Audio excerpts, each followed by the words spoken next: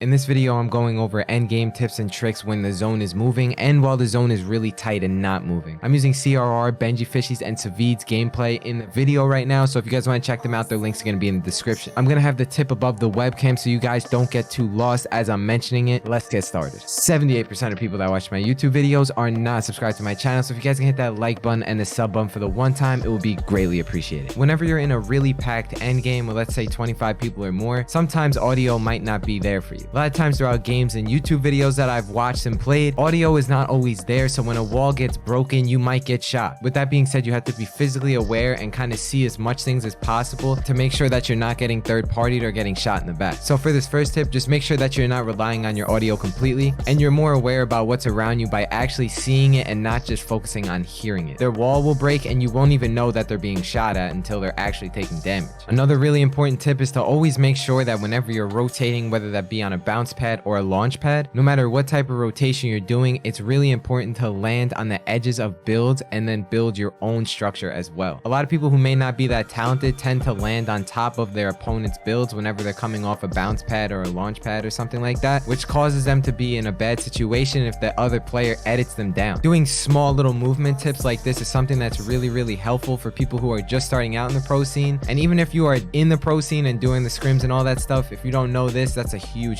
tip. Another thing I really want to focus on is just telling you guys a little bit about the dead sides of zone. A few people that I VOD review or even look at their gameplay, they tend to be a little nervous and not really focus on where they're going to rotate once they're in the air. It sounds a little self-explanatory, but you really have to pay attention to what side has the least amount of players on it. No matter if it's a moving zone or even before the zones even really start closing and a lot of people start moving in it, always focus on dead sides of zone so you can get to that place and be more secure and not get shot at by half the server. A lot of people tend to struggle with when to pad, how to look for pads. I'm just going to go over some brief tips and tricks that I've been learning from watching pro players use their pads and their bounce pads and their rotations and stuff like that. Sometimes focusing on going outside of the zone to place a launch pad is something that's really useful. Not only that, let's take this a step further. This just comes down to game sense and you need to be way more aware about what type of rotation other players might be using as well. A lot of times, and especially a packed endgame, there's bound to be someone with a launch pad or some sort of bounce pad that you can recycle. Recycling launch pads and all that stuff might be pretty easy for you thinking about it, but when you're actually in the game, not knowing what players have and taking a gamble on where you might end up in the air is kind of scary because you never know if you're gonna die, take a lot of zone damage, and just grief your own game. Something you have to pay attention to right before you get out of your box and start rotating, you have to realize the boxes that launch pads will be in the first place. Whenever you're in a packed endgame, usually the guy with a launch pad will be in a box with no one else above him. What he does is he just edits the floor in the cone really quickly and then he has a free low launch pad to get across the moving zone. As a player who doesn't have a launch pad though, you just have to keep that in mind while you're rotating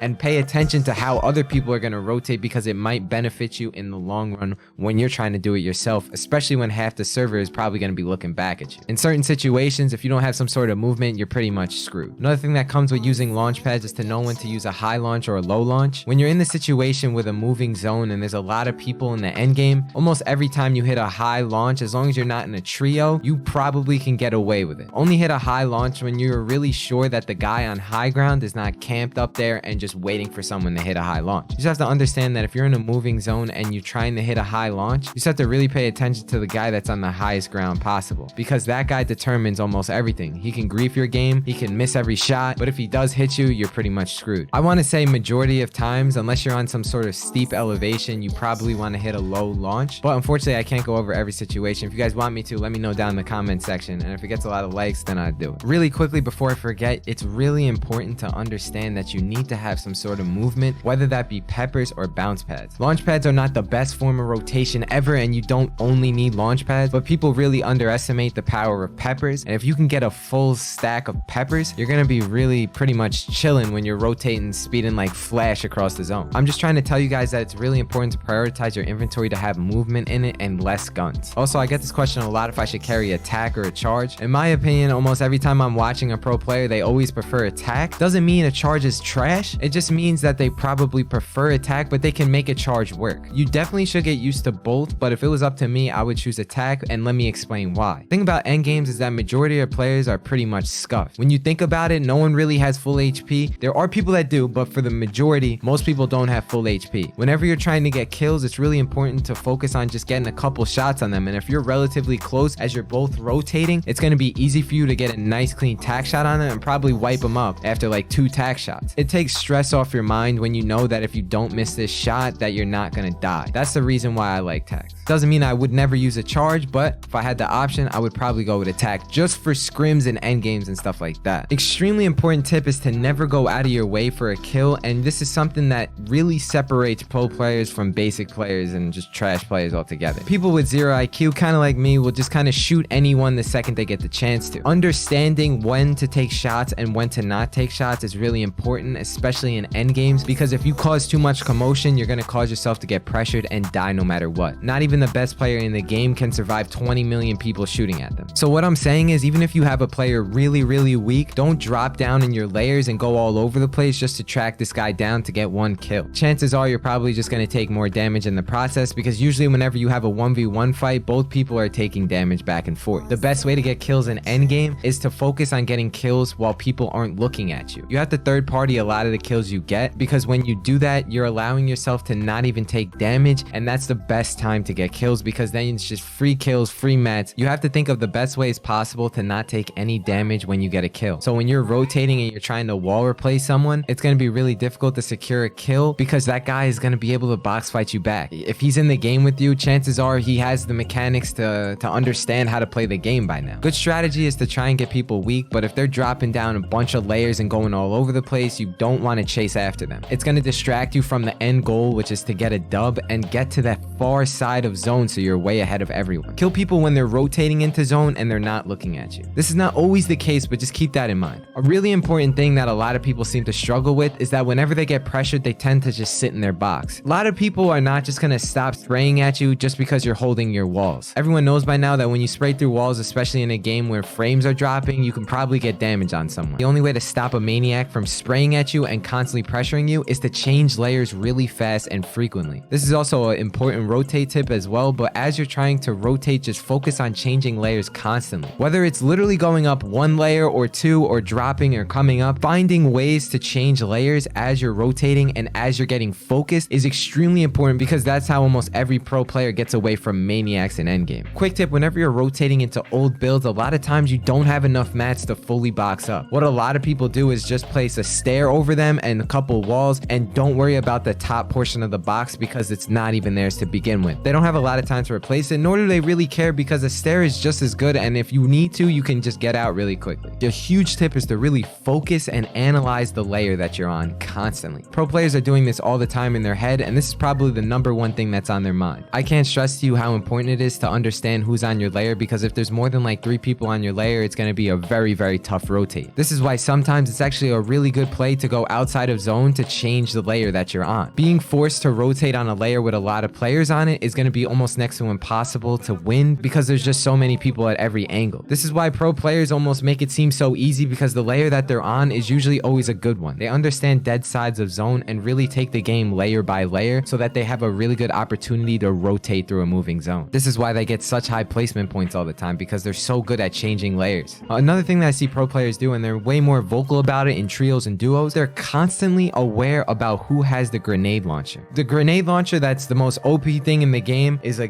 game changer in end games. Whoever has that has control of almost any situation. It can cause a player with no mats to just come out on top no matter what the case might be. Also, the reason why people are so focused on it is because they can just launch you out of zone if you're rotating, which can literally cause you to die. I'm sure you guys all know this, but just really pay attention to where that sound is coming from so you can try and get that guy out of the game as fast as possible. The main goal of end games when you don't have that grenade launcher is to focus on killing that guy and getting him out of the game, because when it's a 1v1 situation, it's almost next to impossible to get a kill when he's on high ground with that. Especially when he's on high ground, he's just going to shoot it down and you're just going to get shot out the zone. That's why people go so far out of their way to get that gun, because it's so useful. I can't stress that enough. I just want to remind you guys, every time I post a video, I always go live that night on Twitch. So if you guys have any further questions or you want to discuss another topic, feel free to come through on my Twitch chat, link below. Feel free to join the community Discord, where I help a lot of people with their PC problems or Fortnite problems. I'm pretty much active all the time, and I try to help everyone I can. I hope you guys have a wonderful rest of your day and a good night. I'll talk to you guys in the next video. Deuces. Peace.